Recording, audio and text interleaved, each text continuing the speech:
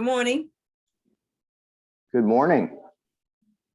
Thank you for agreeing to chat with me today. I really appreciate that. It is a rainy day here in North Carolina, so thank you for your time. So I'm going to ask you Happy two to questions. be here. Excellent. I'm going to ask you two questions, please. I'm going to ask you to tell us your name and share anything about yourself you feel comfortable sharing. So please tell us your name. Perfect. Well, my name is Tom Huebner, and I'm the president at Meridian Community College in Meridian, Mississippi. I've been here as president about a little more than 3.5 years, and I love it. Love the opportunities we have. So a little bit about myself. Let me see. I was born in Arkansas, grew up in Kansas City, Missouri, moved to a little Baptist college near Springfield, Missouri, where I did my undergraduate degree. I think I started out in violin studies or something like that. And then I ended up deciding to be a high school English teacher. And then I decided after actually going to a high school class that I was not cut out for that. And so I decided then I would be a college professor. And so I went to the University of Georgia and got my master's degree in communication studies. When I was there, I studied really kind of, I'm going to put it in the context of like church history and culture, all within the framework of communication studies and argument construction and how some of those ideas were developed. That was in my thesis. And then I went back to my alma mater as a professor, and I taught and coached speech and debate and loved it. And then I knew I needed a PhD if I was going to stay in the business. So I started applying around and decided I wanted to go to the University of Indiana, and was accepted. But I got this job offer to teach at this college in Mississippi, where I went, and they were willing to help pay for my PhD work at the University of Southern Mississippi, and that seemed like a great deal at the time. So I went to Southern Miss and studied communication, human interaction at Southern Miss, and it was a wonderful program for me. And there I switched from kind of what they call a qualitative to the more quantitative, and found out I was pretty dang good at statistics and numbers, and I took as many of those courses as I could. And I ended up studying like a bizarre area that when I've tried to explain my dissertation to people before, they've like literally fallen asleep. So it was about dealing with kind of a general topic of argument quality,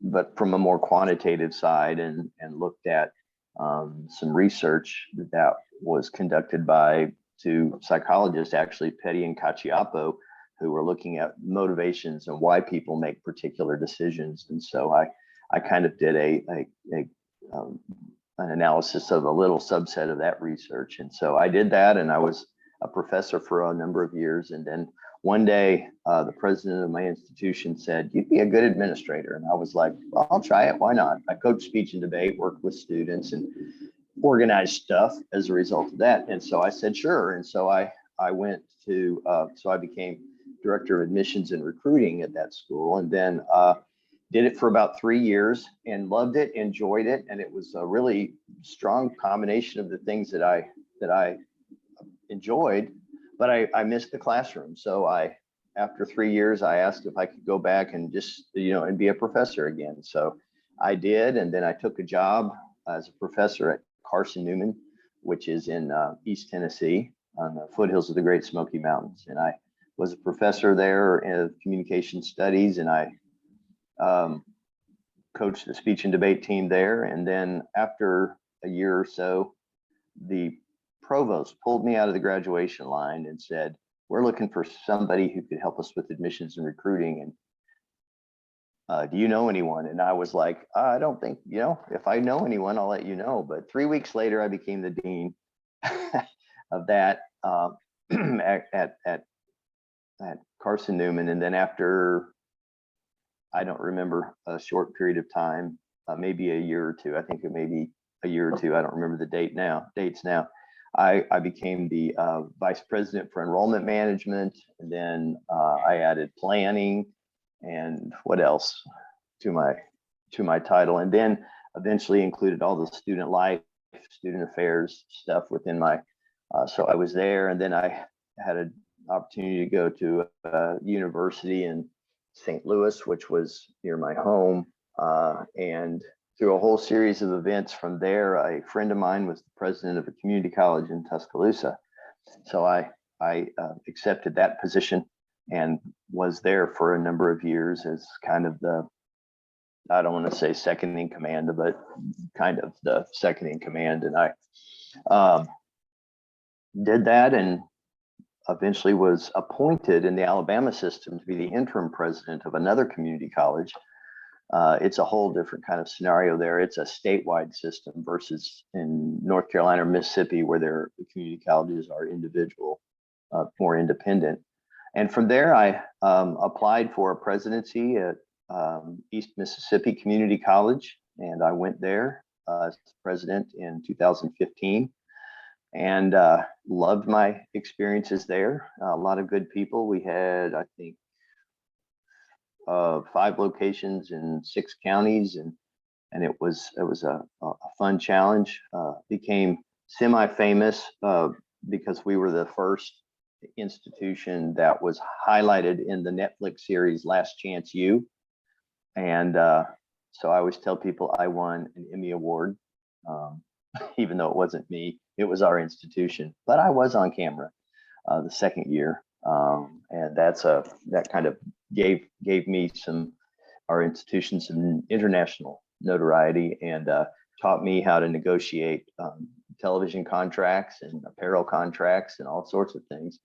And then after 3 years, my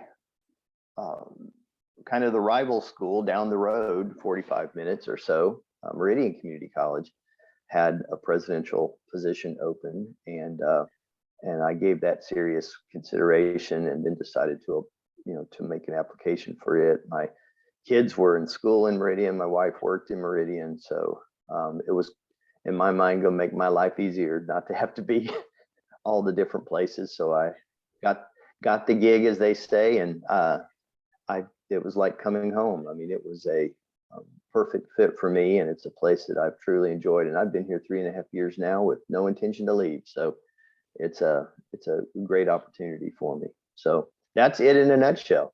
I was just willing to go where I needed to go and do what I needed to do. And I was always curious, and I always kind of was motivated to try new opportunities. And I didn't put myself in a box and say, well, you're this or you're that. And I was like, sure, I'll try it. So I didn't have experience in subject A or subject B, or, but I thought, well, what can't I learn? I can learn. So I tried, and it's been a positive experience, and I'm very, very grateful for the opportunities I've had. So one of the things about the journey, the way you just described it, it seemed pretty chaos free. Seems pretty. It flowed from one to the other. I think one of the interesting pieces, as I was listening to you speak about that, was how many people have that opportunity where you're asked and asked and asked. When I got the job at Duke Law, I will never forget, I was sitting in my kitchen and somebody called my house and said, hey, we want you to do this. And I hung up because I thought it was somebody pranking me or bothering me. Right. Bother me. And and it was a legitimate thing, and I find that when the opportunity comes knocking for you, you usually have a better outcome than if you go searching for it, because there's some commitment on the part of whoever came seeking you to encourage you to stay and succeed. So do you think that your journey is typical? Yeah. Do you think what happens to you happens to all people, or to most people that are, curious and inquisitive and has a desire to? Right. That's a great question. It really is, because I work with young college, administrators or college instructors, professors, and they have a desire and an interest in moving into administration, or name something, or sometimes even students who who think they want to do what I do, or they think they want to teach in a college environment, or, and, you know, I always explain that if it depends, you know, if your vision is to, I mean, if you are determined that's what you want to do, and that's, and that belief in yourself, or that calling is, as I sometimes use, is so strong, then go for it. Now, if you are living in a situation where you are where you want to live in terms of where your home is, your hometown, perhaps you're restricted to that for a variety of reasons, and you don't have the flexibility of going to another institution or pursuing the terminal degree. I always tell folks, you're probably, you know, you have to be a little more flexible, because there's no guarantee that the institution in your hometown or near your hometown, or the university in or near your hometown, is going to have that position open and going to have those opportunities for you. So there's kind of that give and take. And I think the one thing that for me was, I kind of had an adventurous attitude, meaning where would I need to go? So and I didn't really start out on a trajectory of I'm going to, you know, go place A, B, C, but at the same time, when those doors opened, if that's what I wanted to continue doing, I needed to go through those doors, and I made mistakes. I ended up places where I'm like, well, this isn't what I thought it was going to be, or probably not the healthiest environment. But I learned what I needed to learn and could learn, and then searched for places that would be happier and healthier for my family and for me. That's excellent, excellent. So in the work that you do, so in addition to your primary goal or objective of educating students, how does higher education in the community college system make the impact that colleges and traditional colleges and universities do? How do you see that comparatively? Well, that's excellent.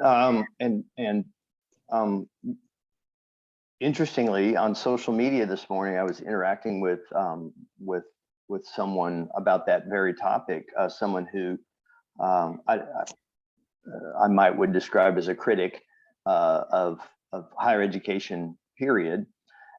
And so the answer is, you know, I will tell you that in Mississippi, the community colleges are highly regarded by the people in our communities. A lot of parts of the world think about community college in terms of, well, you know, I couldn't get into a university, or I can't do this, or I can't do that, or I'm not. So the community college is a backup. Well, you know, in Mississippi and here, we think of the community college often as the first.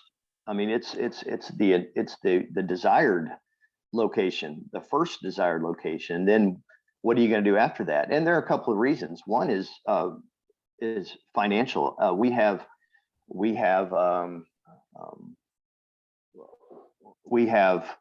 I mean, it obviously Pell Grants and those sorts of things to cover costs, but our tuition is very low. And the institution where I serve has the state's first, and perhaps we're trying to research this, perhaps the country's first tuition guarantee program. So if you graduate from a high school here in this county, and then you move directly to the college, and you can come here for tuition, for a tuition waiver.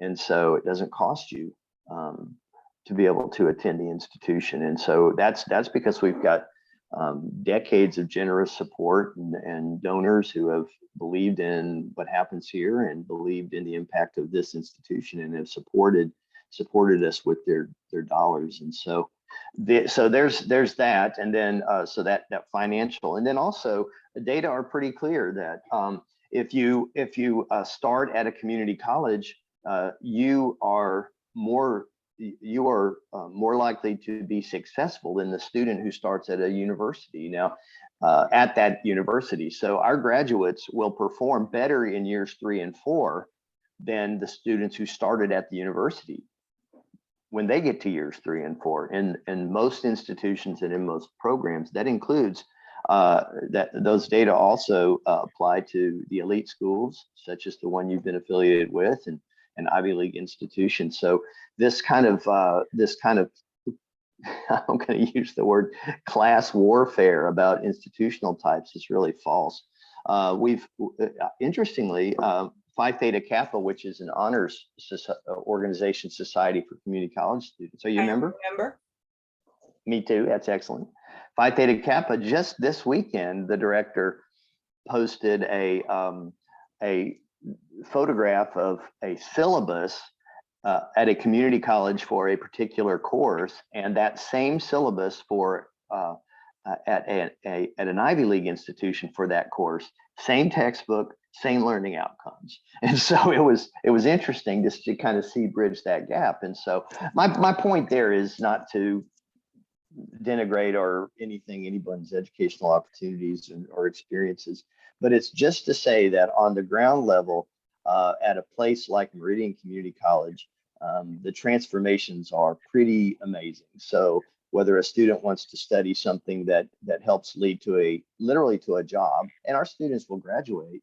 Data in Mississippi show that after 5 years, community college graduates and 4-year university graduates are making about the same. And so within a few $1,000s of each other. So it's I mean, I could take people to job opportunities programs right here at this college where you graduate. We have 100% job placement and jobs that will start them at 55 and 60. And I can introduce them to students who start at 6 figures with a 2-year degree. And so it's pretty unbelievable and amazing. And then, so we're also, one of our biggest programs here are healthcare related. We have 17 healthcare related programs, from nursing to radiologic technology to respiratory therapy to physical therapy assistant, dental hygiene. And it's, about 1/3 of my student population is studying for something in the healthcare profession, and the jobs are plentiful and the salaries are good and security when they get those jobs is outstanding. And so it's in a different kind of way, community colleges are just an economic driver for the places where we are. And certainly in my community, we're one of the largest employers in the county, for example. I think we're third, something like that, with the school districts and school systems. So interestingly, there is a lot of data that supports both sides of that argument that you just made. So completion rates in higher education vary based on the population of the students, the curriculum, and the what else they have to offer. I think that the fact that community colleges tend to be less expensive than traditional colleges and universities gives it an upside. The problem with community colleges, and I think this problem exists in all colleges, but the problem with community colleges is the transient nature of community colleges, right? So you have people who are that's right, and getting a 2-year degree or completing some kind of study to get a certificate or a badge in this particular thing.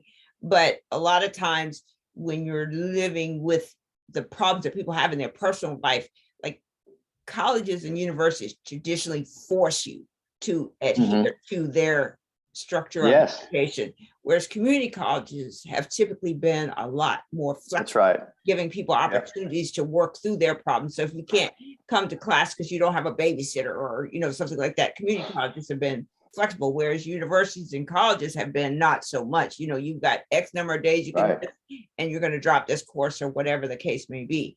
But I think one of the interesting things about community colleges, and while I'm thinking about it, I want to introduce you to a man named Jim Parker. Jim Parker is in the Texas community college system. I think he's in the Dallas area, if I'm not mistaken.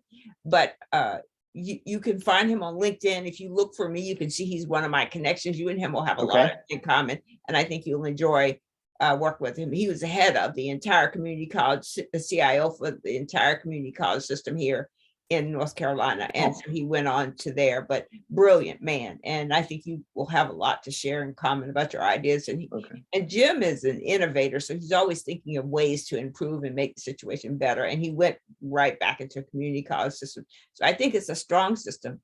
I think one of the interesting things that in the politics of how we live is that in that bill that Biden introduced was to alleviate some of the Right. costs at the community college level across the board. Why that didn't pass, it's not exactly clear to me, but to think that people, money is a lot of times a determinant where people go, how long they stay, and whether they are able to do this. When I did my doctorate degree, my dissertation was fully online education, MOOCs, as they were called at the time. Right. Um, Yeah. and what was really interesting was there was so much research that said most students coming out of high school, regardless whether it's an elite high school with all these AP courses or whether it's just a are not prepared for the rigors of higher education.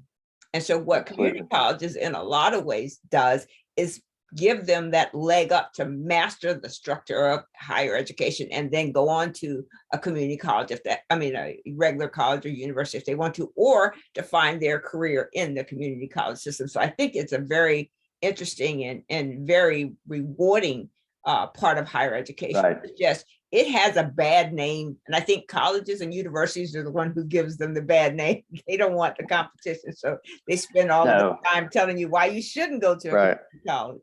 Right. Well, we have a great relationship with our 4 years here because in Mississippi, a significant number of students start at community college. And so just by their very nature, we have good transfer relationships and political relationships, I guess that's the right word, but I think we exist together nicely. And so, for example, in this town, Mississippi State University has an extension campus here. It's the Mississippi State University Meridian campus, but they only offer years 3 and 4, and graduate school opportunities because we do years 1 and 2, and so it's that kind of positive relationship where we're working together all the time, regularly, to think about new programs, new ideas. How can we transition students to a 4-year opportunity who are, as you said, have different kind of challenges? And so that's kind of a unique niche also in the marketplace, is that not everyone can pick up and leave and go to a university somewhere. And so they need the place that allows them that flexibility. I wish I could remember the citation, but I read something a few days ago that talked about the challenge. I mean, it was on MSNBC article. I don't remember now, but that talked about the challenges of community college students, and chief among them are things that you wouldn't think otherwise: childcare and transportation. Yep. So, yep. Yeah, absolutely. So let me ask you this: what's the makeup of your students? So demographic makeup of your students, right, in terms of race, gender, age, and things of that nature. So we lead the state in the percentage of our students who are female. So we're at about 70-30, and that is in part because we have such a large number of health-related programs. And still, even though anyone can enroll in those programs, people still traditionally think of nurses as being female students. And so, again, we try to encourage males, but that's just kind of the nature of the beast. And also, young males are not going to college at the same rates, and so that's a challenge, and it's a challenge here in our community. And then in terms of kind of diversity, we're about 50-50.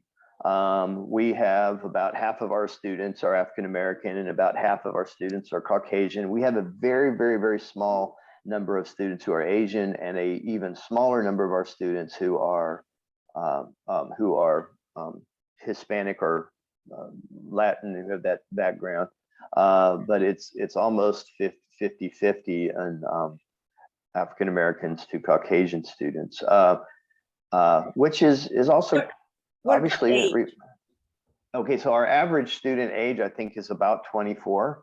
So it's still closer to traditional, but it has a but obviously we've got all kinds of folks who come back and go to school.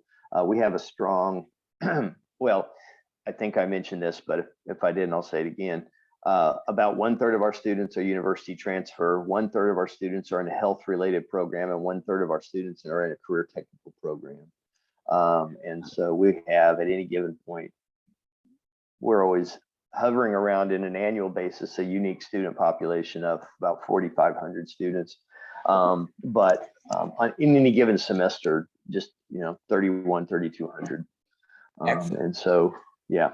And that sounds like that formula is a very good formula for high completion rates, because, you have students who are intentional and coming to school. Right. A lot of us as parents, as soon as our children finish high school, first thing we want to do is force them off to college. Maybe they're not Right. prepared to go to college. So I think Right. the ratio of students, as you just described, are good numbers, because you probably have higher completion rates. You have more people likely to return, even if they have to drop out. But what I think COVID did in this time was really interesting. So, we had the great I quit time, and I guess we're kind of coming out Right. to some degree. But then the other side of that is people thinking about how they want to change their future. So those who quit say they quit because they weren't being paid fairly, or they weren't treated equitably. So they, Right. quit and stayed out. But then what? So now, how do you reach those students? And if you pay close attention to television, there are more college university ads than there is medicine, and so you're bombarded by, they want you to go ask your doctor to take this medicine that might kill you, Right. or Right. they want you to come to their school because this school Yes. is going to give you what. But I think that there needs to be some clear thought about what the student is getting out of it and what the academic institution is getting out of it. Because if you are not in sync, the student isn't giving what they want, or you're not getting what you want, you almost always are going to have some kind of, drop rate.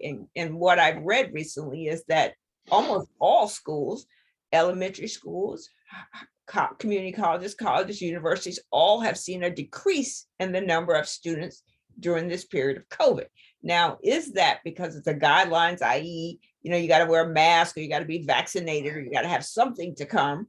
Or is it because they aren't finding themselves comfortable with what's offered at that university? And in those instances, how do you reach those people?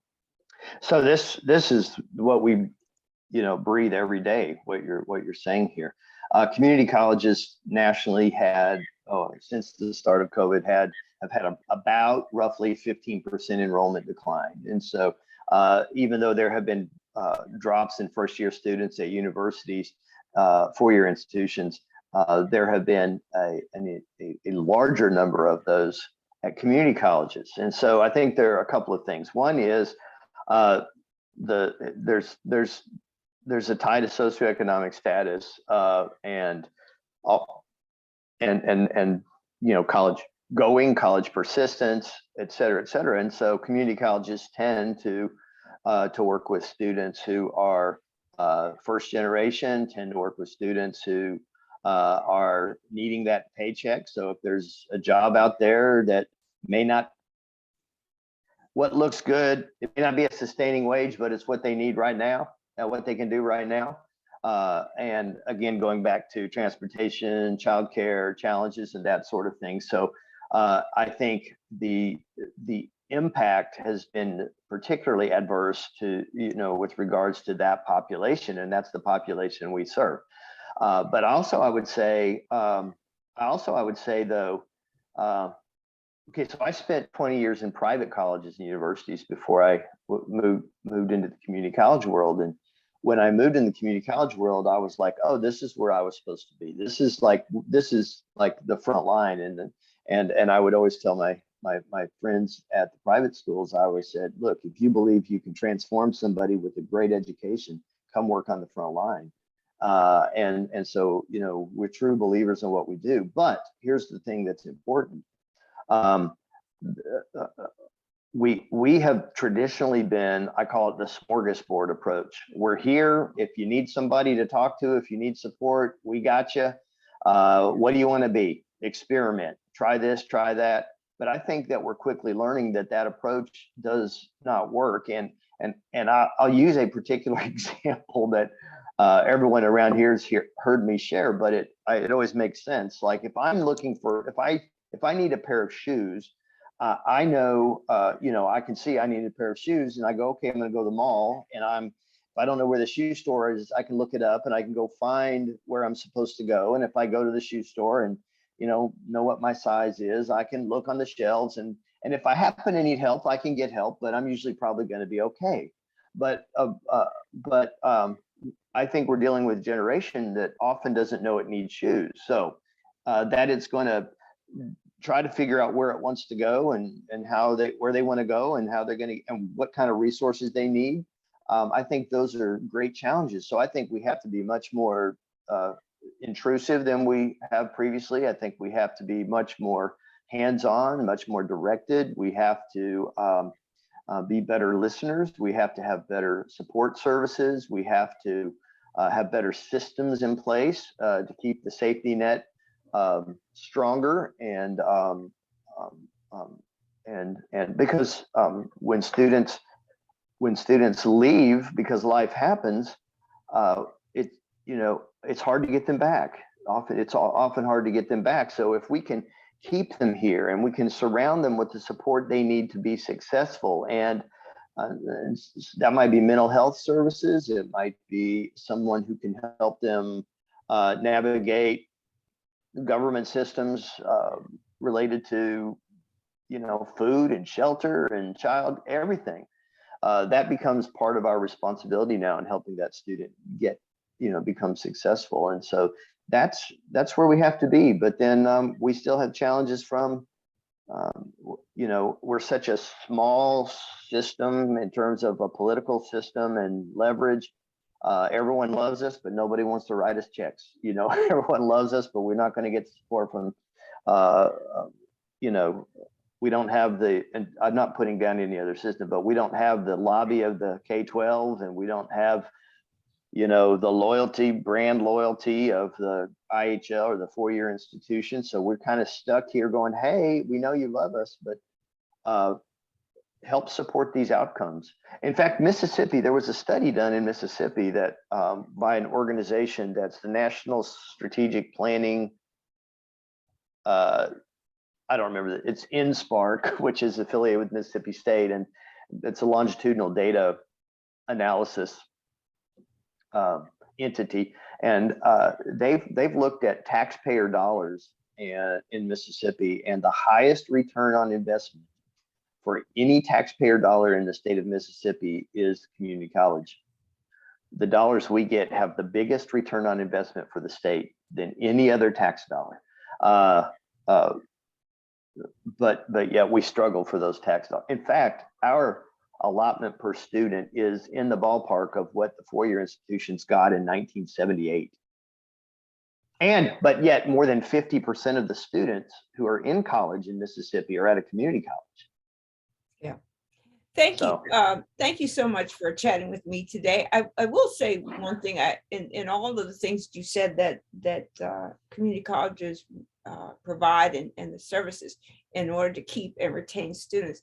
Representation is one of those pieces and parts in community colleges, and every place I've ever been where that's a problem, right? So, and that's true in higher education too, in other elements, so for Black and brown students, and Asian students, how often do they find administrators, instructors, people that look like them that serve as a resource? Because a lot of time, and I know this from my work, that retention has to do with where you feel safe. And do I feel safe here? If everybody around me is white and male, well, maybe I might feel safe, but I may not be able to confide or talk about what my real problems are because there's no way to identify with what I have. So I would just say that's one of the other pieces. But I want to. No. Absolutely. And I know you've got to go, but then that's absolutely 1,000% true. But the other challenge is finding folks. So we try to identify young professionals in our institution and help them grow and develop into positions. But that's a thought process in every hire, and everything we do is what you just said. And so developing personnel who are role models and who can be support systems for our students absolutely matters. Absolutely. Well, thank you so much for chatting with me. And I have a course I want you to consider teaching at your school. So I will talk to you. Okay. Be well. Fantastic. Thank you so much. Thank you. I've enjoyed this a ton, and great to meet you. And I will look up that Jim Parker guy. So, Absolutely. And as soon as this video converts, I'll send you a link. Please watch it. Let me know if I may perfect. upload it. Thank you. Thank you. All right. Bye-bye. Bye.